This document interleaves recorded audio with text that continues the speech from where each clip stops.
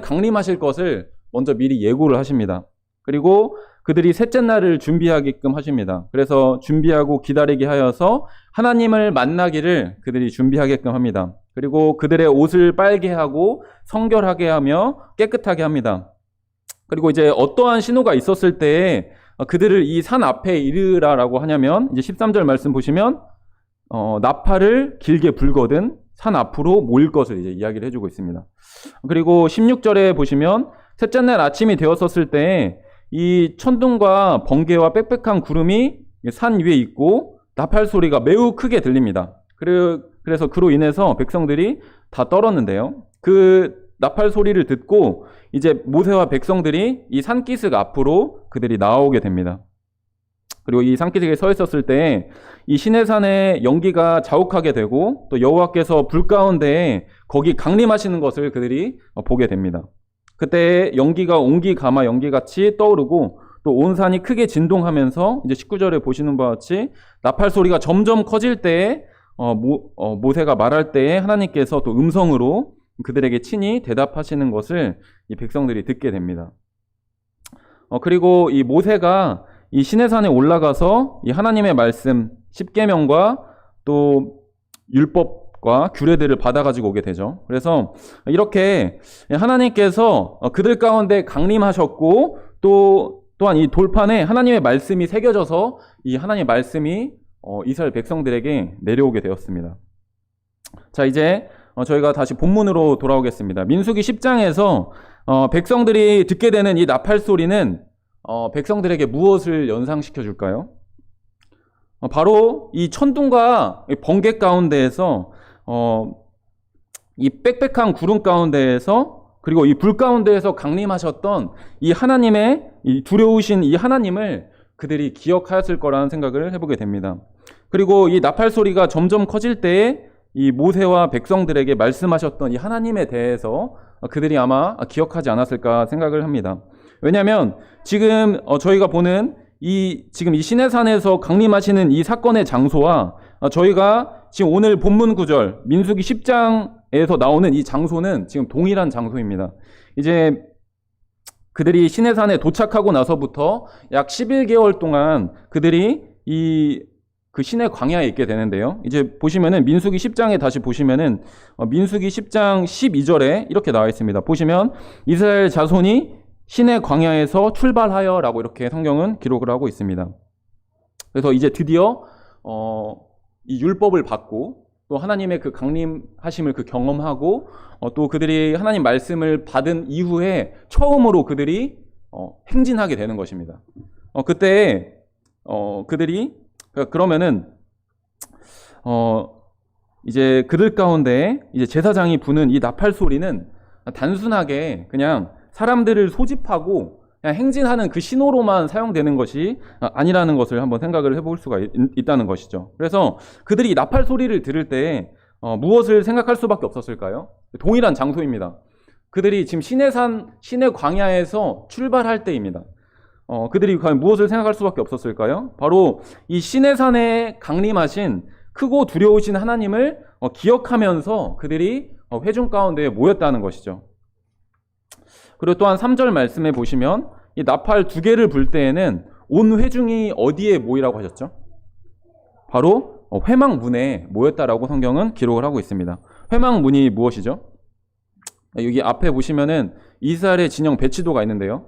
이 배치도를 보시면은 회막문이 어디 있냐면 바로 이 이스라엘 진영의 가장 중심에 있고 또 저희가 너무나도 잘 아시다시피 이 회막 문을 들어가게 됐었을 때 그곳에는 성소와 지성소가 있는 바로 하나님의 임재가 있는 바로 그곳으로 이 사람들이 이 회중들이 또 그리고 이 천부장들이 이 회막 문 앞에 모였다는 것입니다. 그리고 또 그뿐만이 아니라 우리가 또 생각할 수 있는 부분은 이 나팔을 부는 사람은 이 나팔을 부는 사람을 이 군대 장관이나 이 천부장 같은 이런 사람들에게 맡기지 않았다는 것입니다. 바로 오직 하나님과 사람 사이를 중재하고 또 이어주는 이 제사장이 나팔을 불었다는 점을 통해서 이러한 부분들을 저희가 생각을 해볼 수가 있습니다. 또한 주님께서 이 땅 가운데 다시 강림하실 때, 예수님께서 이 땅에 다시 오신다고 하셨었을 때에도 그때 하나님의 나팔 소리가 들릴 것을 저희에게 분명히 말씀하셨죠. 데살로니가전서 4장 16절에서 주께서 호령과 천사장의 소리와 하나님의 나팔 소리로 친히 하늘로부터 강림하시리니 그리스도 안에서 죽은 자들이 먼저 일어나고, 이렇듯 나팔 소리는 하나님의 임재와 굉장히 밀접한 관련이 있습니다. 그래서 첫 번째로 이 제사장은 나팔을 불므로 인해서 이 백성을 하나님의 임재 앞에 모이게 하였다는 것입니다. 우리는 이 하나님의 제사장으로서 이러한 역할을 해내고 있는지, 이런 부분들을 저희가 생각을 해보게 됩니다. 우리는 이 사람들을 이 하나님 앞으로 인도하는 사람인가요? 아니면 우리는 오히려 하나님 앞에 사람들이 나오는 것을 방해하는 사람인가요? 홈리와 비느하스 하는 이런 불량한 제사장들은 백성들이 하나님께 나오는 것을 오히려 방해하는 일을 하였습니다. 또한 제사장이 이 하나님 앞에 사람들을 소집하는 사람이라고 한다면 하나님의 임재가 계신 곳에 당연히 제사장도 그 자리에 모이는 게 어떻게 보면 너무나도 당연하겠죠. 자신이 나팔을 불어서 백성들을 모집했는데 근데 그 자리에 제사장이 없다? 사실상 말이 안 되는 것입니다. 한번 제사장이 모이라고 소집하였는데 제사장이 그 자리에 없다는 것은 정말 어떻게 보면 이상한 일이죠. 근데 심지어 그들은 회막 문 앞과 이제 가장 가까이에 있는 사람들이었습니다. 이제 여기 위치상 보시면은 이 성막 문에 가장 가까이 사는 사람이 제사장이었습니다. 근데 여러분들도 지금 오늘 이제 교회로 모이셨는데요. 과연 우리는 누구 때문에 모이셨나요? 혹시 누구를 뵈러 오늘 이 자리에 모이셨나요? 또 어떠한 마음으로 여러분들이 오늘 이 자리에 모였는지를 묻고 싶습니다. 우리는 과연 하나님이 임재하시는 곳에 얼마나 마음을 두고 살아가고 있을까요? 또 성도들의 모임과 이 교제 가운데 얼마나 많은 관심을 가지고 계신지요? 예수님께서 직접 말씀하셨습니다. 예수님께서 마태복음 18장 20절에 두세 사람이 내 이름으로 모인 곳에는 나도 그들 중에 있느니라 라고 이렇게 말씀하셨습니다. 그래서 단 두 사람이 모이더라도 예수님의 이름으로 모였었을 때 그때 예수님께서 함께 하신다고 분명 말씀하셨습니다. 그리고 이제 사도행전 2장 말씀에 저희들 너무나도 잘 아시는 말씀입니다. 성령님이 이 땅 가운데 강림하시고 참 놀라운 역사들이 일어났는지를, 얼마나 놀라운 역사들이 일어난지를 저희가 살펴볼 수 있는데요. 42절 말씀, 2장 42절 말씀에 보시면 그들이 사도의 가르침을 받아 서로 교제하고 떡을 떼며 오로지 기도하기를 힘쓰니라. 또 이제 46절 보시면 놀랍게도 그들이 날마다 마음을 같이하여 성전에 모이기를 힘쓰고 집에서 떡을 떼며 기쁨과 순전한 마음으로 음식을 먹고 하나님을 찬미하며 또 온 백성에게 칭송을 받으니 주께서 구원받는 사람을 날마다 더하게 하시니라. 이것이 성령의 역사의 결과였습니다. 그런데 현재 우리는 과연 얼마나 모이는데 과연 우리는 얼마나 힘을 쓰고 있는지 생각을 해보게 됩니다. 또한 히브리서 10장 25절 말씀에는 이런 말씀이 있습니다. 모이기를 패하는 어떤 사람들의 습관과 같이 하지 말고 오직 권하여 그날이 가까움을 볼수록 더욱 그리하자. 이제 여기 이 성경 말씀 보시면 모이기를 패하는 어떤 사람들의 모이기를 패하는 습관을 가지고 있는 사람들이 있다고 성경은 기록을 하고 있습니다. 우리는 이같이 하지 말고 오직 권하여 그날이 가까움을 볼수록 더욱 그리하자라고 이렇게 성경은 기록하고 있는데요. 저희 이 성경 말씀 그대로 저희는 주변에 있는 성도들에게 또 구도자들에게 저희가 이런 부분들을 권할 필요가 있다는 것입니다. 교회 같이 가자. 또 우리 교회에 같이 참석할 수 있도록 저희가 이런 부분들을 권하여야 된다는 것이죠. 시편 122편 1절에서는 정말 아름다운 말이 나와 있습니다. 사람이 내게 말하기를 여호와의 집에 올라가자 할 때에 내가 기뻐하였도다 라고 이렇게 성경은 기록하고 있는데요. 이처럼 저희가 모이기를 같이 힘쓰고 참 힘쓰자고 이렇게 권하는 그런 부분들을 필요하다고 생각이 됩니다. 또한 그날이 가까움을 볼수록 더욱 그리하자라고 이렇게 하시는데 정말 주님께서 다시 오실 날이 얼마 남지 않았다라는 생각을 해보게 됩니다. 여러 사회적 현상들을 보게 됐었을 때 더욱 저희는 정말 주님께서 얼마 있지 않으면 오시겠다라는 생각을 하게 되는데요. 저희가 마지막 때가 가까울수록 더 자주 모여야 된다는 그런 생각을 해보게 됩니다. 하나님의 임재가 있는 그곳에 성도님들이 모두 함께 하시기를, 또 모이기를 힘쓰는 성도님들이 되시기를 간절히 소원합니다. 그리고 이제 다시 본문으로 돌아오도록 하겠습니다. 본문 다시 돌아와서 이제 5절과 6절 말씀 보시면 제사장이 나팔을 크게 불 때에 이제 백성들이 행진하기 시작한다는 것을 저희는 알 수가 있습니다. 한번 그림을 통해서 저는 이 부분들을 한번 생각을 해보기를 원하는데요. 이제 아까 보신 바와 같이 이스라엘의 진영의 배치도입니다. 하나님께서 부르신 이 이스라엘의 공동체를 한번 주목해 주시기를 바랍니다. 그들이 멈추어 진을 쳤었을 때 그 중심에는 성막이 있었습니다. 그리고 성소가 있었고 그 언약궤가 있는 그 지성소가 있었음을 저희는 살펴볼 수가 있는데요. 그리고 그 주위에 하나님이 친히 기업이 되시는 이 레위 지파 사람들이 가장 가까이에 거주하였습니다. 그리고 특별히 아까도 말씀드렸듯이 이 제사장들은 바로 진영 앞에 이제 성막 문이 바로 있어서 언제든지 가장 가까운 자리에서 하나님을 배울 수 있는, 하나님의 임재를 경험할 수 있는 그런 자리에 그들이 있었습니다. 또 이제 그 누구보다도 이제 하나님과 가까이 있는 사람들이었는데요. 이제 사람들이 이제 멈춰 있었을 때는 이런 진영을 갖췄습니다. 근데 이제 그들이 행진할 때에는 이러한 진열을 갖추면서 행진하라고 하나님께서 친히 명령을 하셨습니다. 여기 보시면은 이 진행 방향이 있습니다. 이 진행 방향에서 가장 가장 앞서서 나갔던 게 무엇일까요? 여기 보시면은 언약궤가 가장 먼저 앞서서 나아갔습니다. 이처럼 이 하나님의 임재와 이 말씀을 나타내는 이 언약궤는 항상 그 공동체의 중심 가운데, 그리고 가장 먼저가 되어서 백성들이 그 언약궤를 뒤따라서 갔다는 것입니다. 이처럼 저희 교회도 마찬가지로 사람이 중심이 되어서 저희가 모이는 것이 아니고, 또 사람이 어떤 그런 부분들이 일하기보다는 저희가 이 하나님의 말씀을 기준으로 해서 저희가 하나님의 말씀을 저희의 삶의 중심과 우선순위가 되어야 된다는 생각을 해보게 됩니다. 그리고 심지어 이 언약궤를 매는 사람도 성경에서는 레위 사람 제사장이었습니다.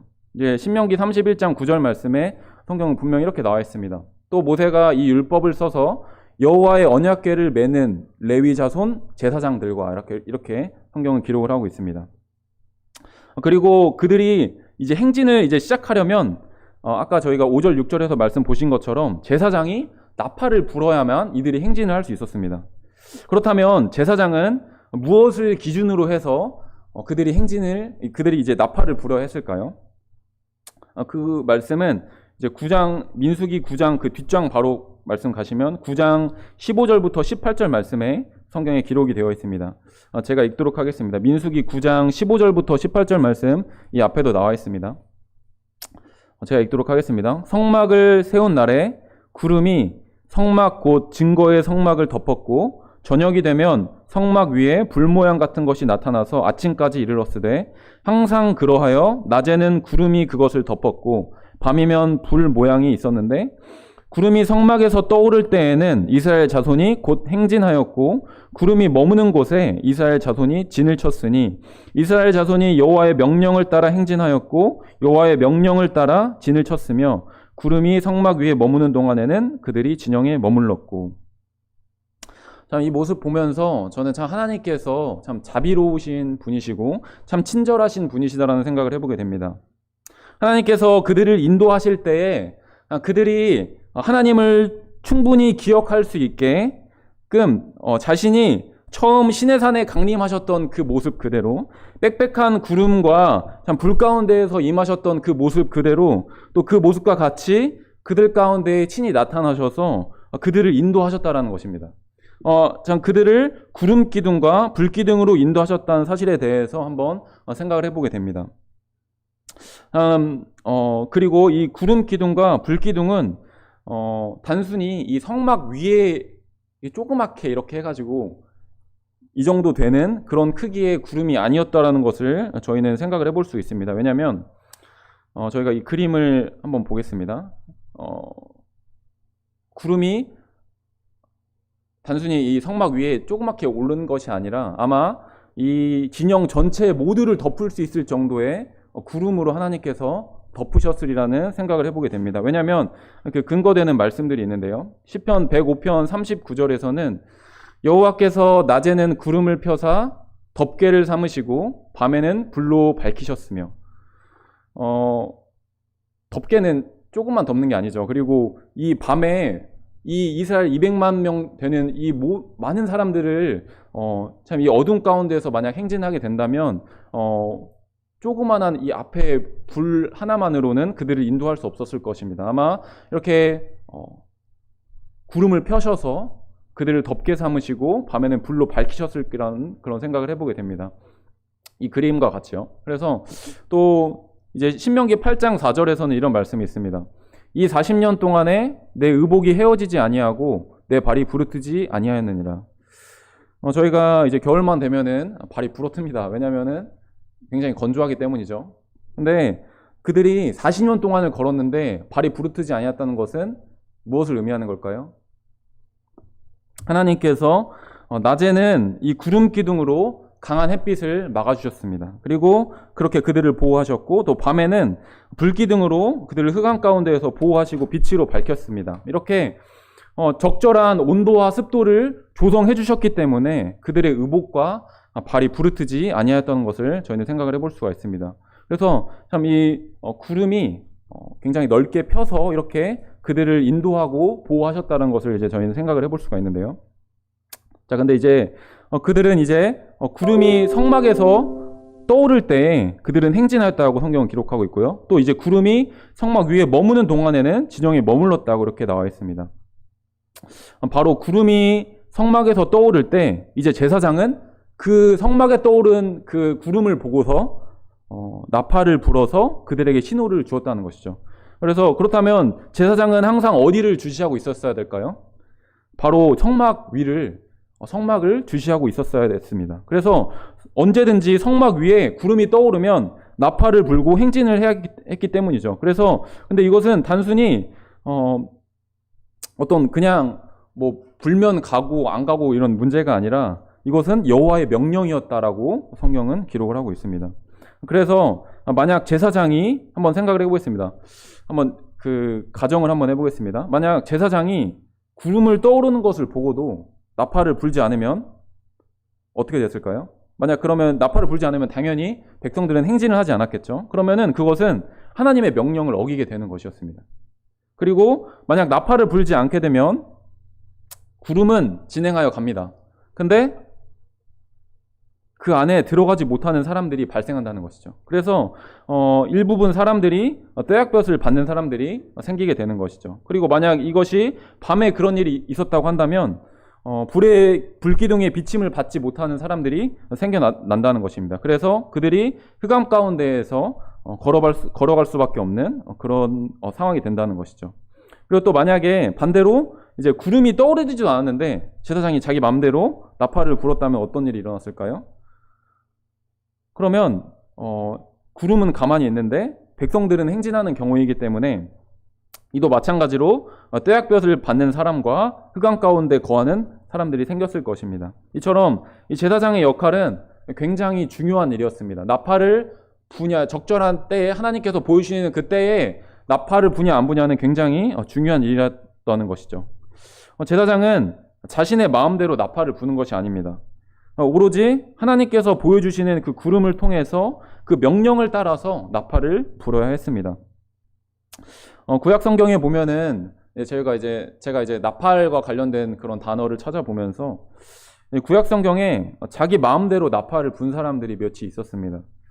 그 두 명을 제가 소개를 해드릴 텐데요. 두 명은 이 다윗의 아들 압살롬이라는 사람이 이 다윗 왕에게 자신의 아버지가 왕 위에 있었음에도 불구하고 그가 반역을 행하는데요. 그때 자기가 반역을 행할 때 자기 자신을 스스로 왕으로 높이면서 자신을 스스로 왕으로 세울 때 그때 자신이 나팔을 불게 됩니다. 그리고 또 비슷한 예로 이 베냐민 사람 세바라는 사람도 이 다윗 왕에게 반역을 행하는데요. 그때도 마찬가지로 다윗 왕 이 세바라는 사람이 반역을 행할 때 나팔을 불어서 스스로 자신을 높이는 그런 장면들이 나오게 됩니다. 하나님의 뜻과 관련 없이 이렇게 부는 나팔은 결과적으로 압살롬과 세바 둘 다 안 좋은 모습으로, 결과적으로 좋지 않은 모습들로 보여지게 되는데요. 그 두 사람이 하나님 앞에 다 심판을 받게 됩니다. 또 신약 성경에는 나팔과 관련하여 이런 말씀이 있는 것을 잘 아실 겁니다. 마태복음 6장 2절에서 그러므로 구제할 때에 외식하는 자가 사람에게서 영광을 받으려고 회당과 거리에게서 하는 것과 같이 너희 앞에 나팔을 불지 말라. 진실로 너에게 이르노니 그들은 자기 상을 이미 받았느니라. 여기 나오는 외식하는 자는 하나님께 영광을 돌리기 위해서 구제를 하지 않았습니다. 오로지 자기 자신이 사람들에게 영광을 받기 위해서 구제를 하였습니다. 그래서 사람들이 많이 다니는 회당이나 거리에서 구제를 보여주기 식으로 이런 식으로 나팔을 부는 것을 보게 됩니다.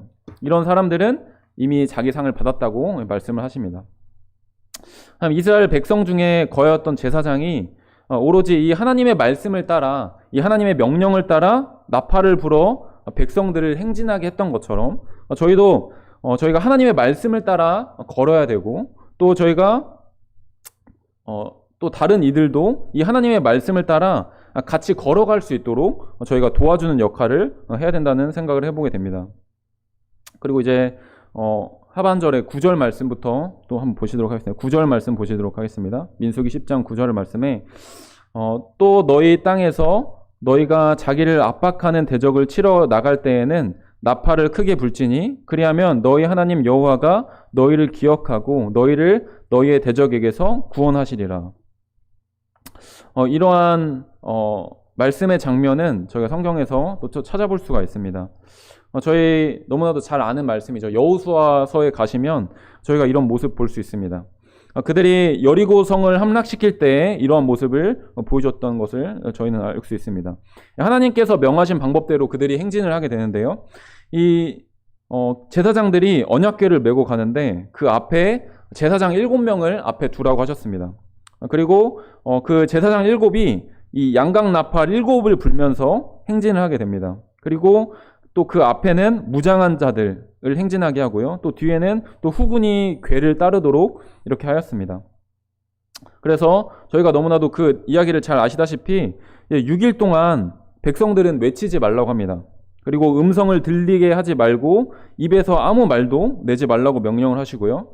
다만 이 제사장들은 그 6일 동안에 나팔을 붑니다.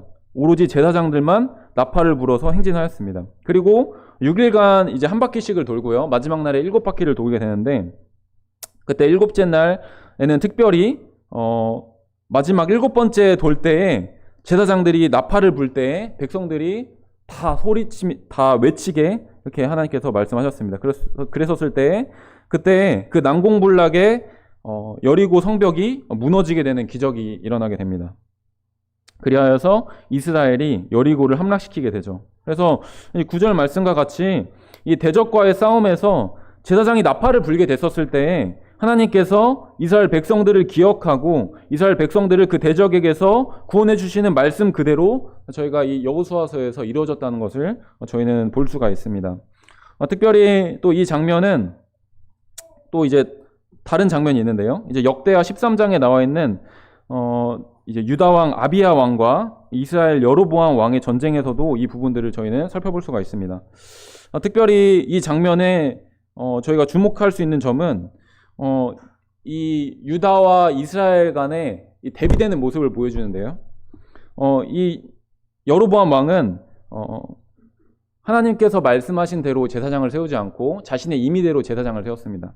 그런데 이 아비야 왕 같은 경우에는 하나님 말씀대로 세운 그 레위 사람들로 그 아론의 아들들 가운데에서 세운 제사장이 그들 가운데 세웠다고 분명히 성경은 기록을 하고 있습니다.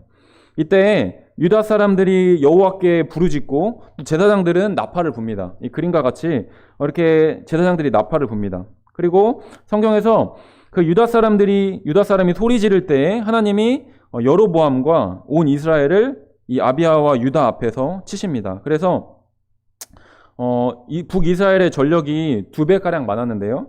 근데 남유다에게 패하게 됩니다. 그래서 하나님께서 이 유다가 나팔을 불게 될 때 하나님께서 그 하신 약속을 기억하시고 또 그들을 기억하셔서 그들을 도와주셔서 그들을 이기게끔 해주시는 그런 성경의 몇몇 구절들이 나오게 됩니다. 이처럼 나팔을 부는 행위가 하나님을 의지하고 또 하나님께 이 부르짖는 이 기도와 연관이 있다는 생각을 해보게 됩니다. 저희가 하나님께 의지하고 하나님께 기도하였었을 때 하나님께서 우리를 기억하시고 또 우리에게 도움을 주시어서 저희를 승리케 해주시는 분임을 생각을 해보았습니다.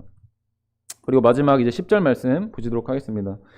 10절에서 또 너희의 희락의 날과 너희가 정한 절기와 초하루에는 번제물을 드리고 화목제물을 드리며 나팔을 불라. 그로 말미암아 너희의 하나님이 너희를 기억하시리라. 나는 너희의 하나님 여호와니라.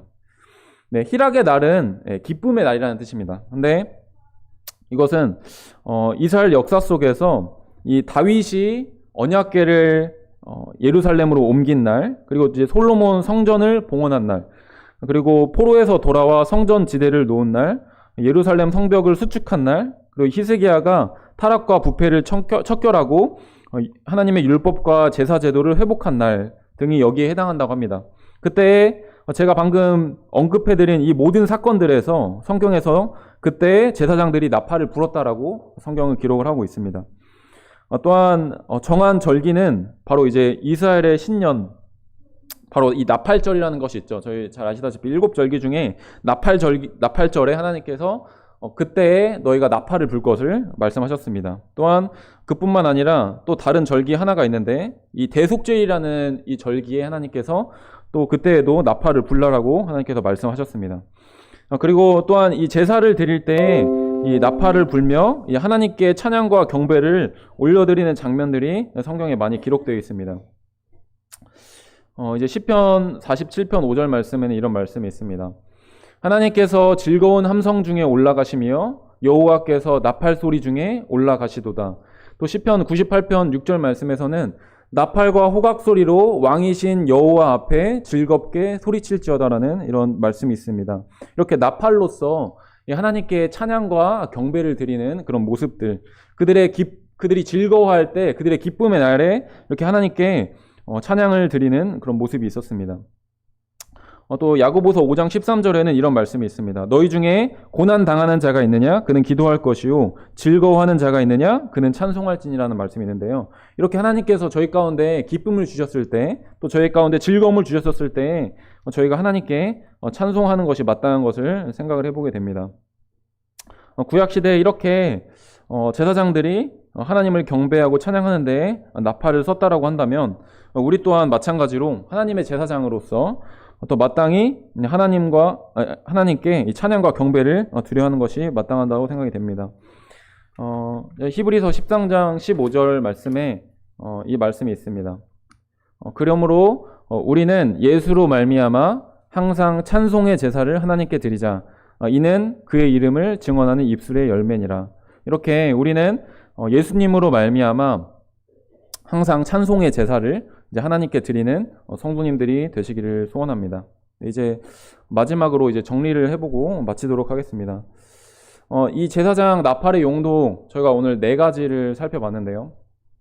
첫 번째는 이 하나님의 백성들을 하나님의 임재 앞에, 이 하나님 앞에 모이게 하였다는 일입니다. 그리고 두 번째는 이 하나님의 백성들을 하나님의 명령대로 걸어가게 하고 또 멈추게 하였던 일입니다. 그리고 세 번째는 하나님의 백성들이 이 구원의 하나님을 의지하게 하였던 일입니다. 그리고 네 번째로 이 나팔은 하나님의 백성들이 이 하나님께 이 찬송과 경배를 드리는 일에 쓰여졌습니다. 이렇게 쓰여진 이 모습과 같이 저희 또한 저희 제사장의 직무를 충성스럽게 이행하시는 성도님들이 되시기를 소원합니다. 이상으로 기도하고 마치도록 하겠습니다.